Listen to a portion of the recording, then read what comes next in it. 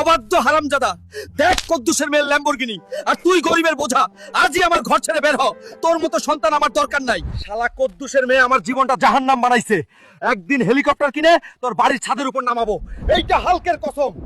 Engineer সাহেব, একটা কাজ দেন, ও পেটে ভাত নাই। এই রে সবুজ দানব, তোকে দেখে কাজ দিতে আসছি নাকি সার্কাস খুলছি? ভাগ এখান থেকে।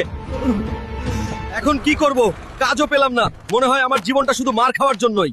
আয়রন রাজাকে হারালে 50 কোটি, এটা কি সত্যি? শোন গ্রামবাসী, কেউ আছে নাকি যে আয়রন রাজাকে হারিয়ে 50 কোটি জিততে পারবে?